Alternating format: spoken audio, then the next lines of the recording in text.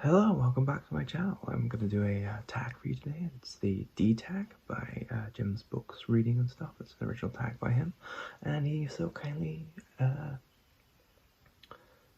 tagged me in this, which is very nice. I wasn't sure if Jim actually watched my channel or not, so it's lovely to find out he does and to be tagged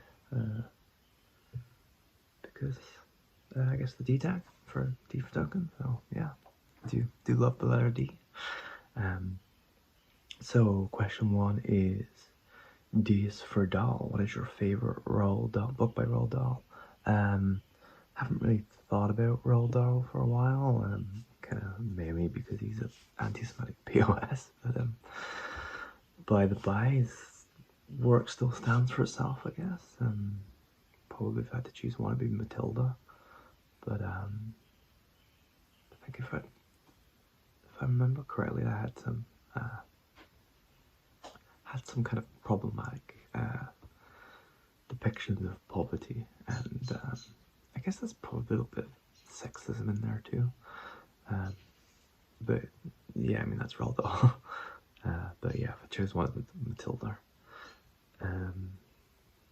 D is for Doctor Who, and D is also for Delia Derbyshire, who created the Doctor Who theme tune. And basically is a pioneer of electronic music. So if you love electronic music, you definitely have to give a little tip of the hat to Delia Derbyshire. It's just one of the best theme tunes of all time, I think. But what is your favourite book about time travel?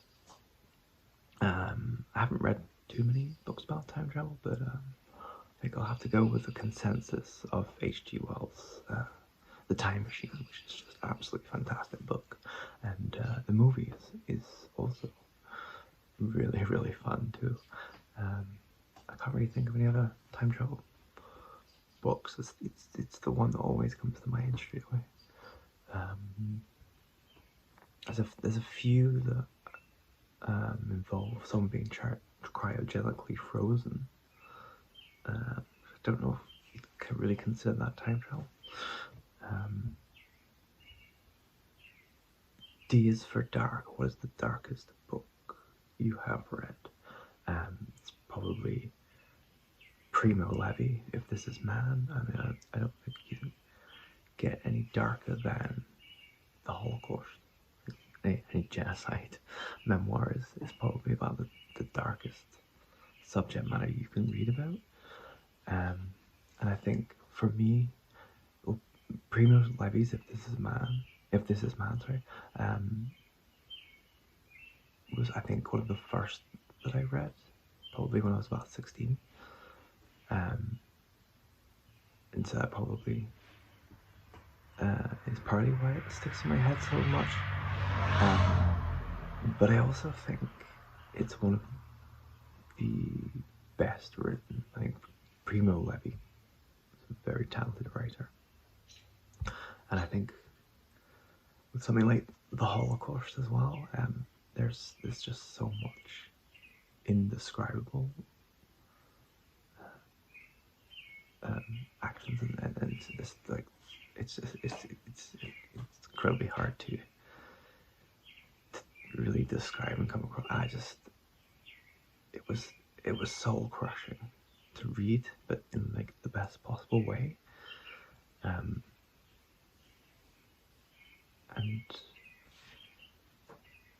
even with the liberation, there wasn't necessarily that much lightness from it. You know what I mean? It's just unspeakably horrible moment of period of history, and fairly recent history too. I think it's important to not forget that this was only what's like 70 years ago now. But yeah, like I think everyone should read If This Is Man by Primo Levi. It's just absolutely amazing. Ds for Dickens. How many Dickens novels have you read? I've read one. Great Expectations. Read it when I was about 14. Really enjoyed it. I don't know why I haven't read any more Dickens. I have A Tale of Two Cities. I have a really neat copy of it, actually. Tried reading it last year and just couldn't get into it, but I should try again. D is for dictionary. In these, the internet years, these still use physical paper dictionaries. Not really. I've got a couple translation dictionaries, like French to English, Spanish to English, Japanese to English. I'll occasionally look through those, but generally don't.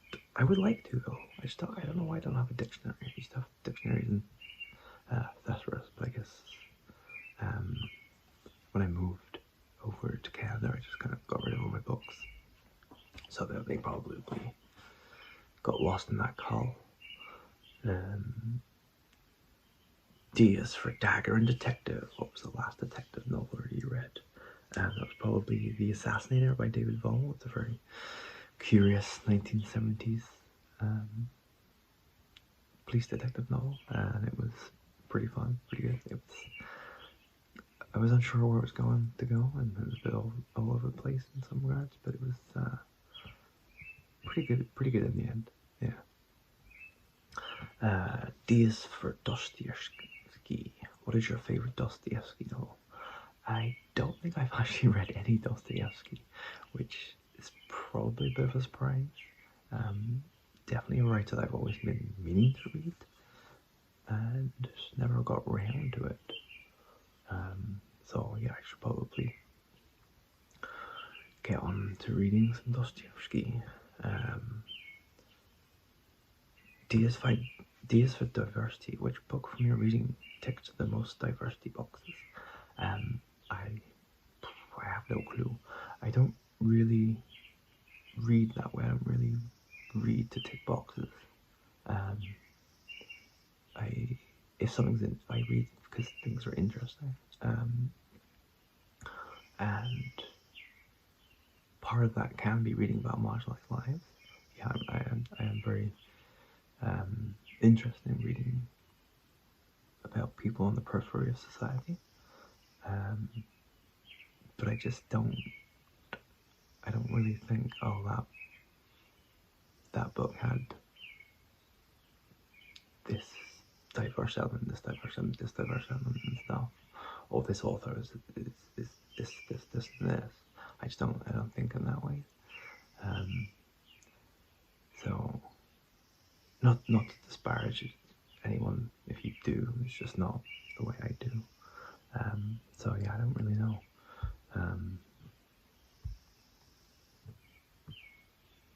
Yeah, I don't know how to answer that question really. D is for drawing. Who is your favorite visual artist? That's probably actually my wife. I have a bunch of her art. There's one there. It's got a couple big pieces here. I'll just turn the camera around. Can you do that? No, I don't know. I can do that, but I'll add them in after. I'll just add it in after this. Some of our artwork that we have around the house. But yeah, it's very good. Yeah, and my whole house has her artwork up, which is always really nice. It's pretty great living with an artist. And I think that's it. The last one, who do I tag? I think basically Jim's tagged all the people I would tag. So if you want to do this, if you want to do I'll probably go back and do the A, B, and C as well. They've all been really great prompts. All the tags that Jim's created. So yeah, just feel free to do this at your will, and see you again soon. Bye.